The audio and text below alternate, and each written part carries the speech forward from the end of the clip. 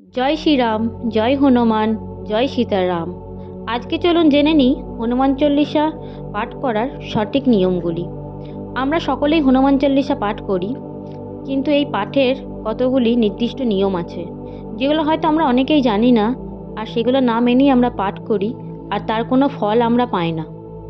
তো আজকে আমরা এই নিয়মগুলি সঠিকভাবে জানব।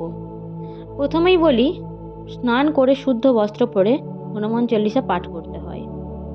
খালি মেঝেতে বসে হনুমান চল্লিশা পাঠ করতে নেই। যতটা পারবেন লাল আসন নিয়ে তার উপরে বসে পাঠ করার।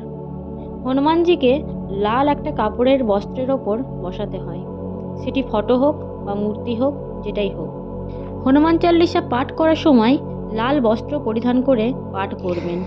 এটাতে অনেক শুভ লাভ পাওয়া যায়, ফল ভালো হয়, কারণ হনুমানজির প্রিয় রং হলো লাল। হনুমানজিকে লাল জবা দিতে হয়, এতে হনুমানজি প্রসন্ন হয়।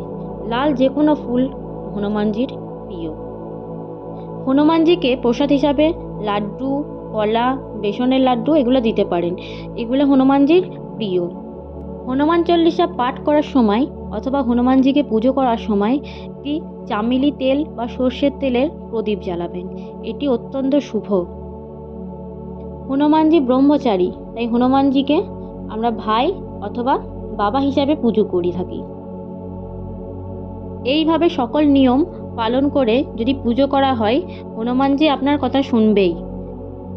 বর্তমান সময়ে হনুমানজি এমন এক দেবতা, যাকে ডাকলে আমরা নিরাশ হই না। সবার মনের ইচ্ছা পূরণ করতে হনুমান চল্লিশা পাঠ করুন। শনিবার, মঙ্গলবার আপনি প্রত্যেক দিনও পাঠ করতে পারেন। তো সবাই কমেন্টে লিখুন জয় শ্রীরাম।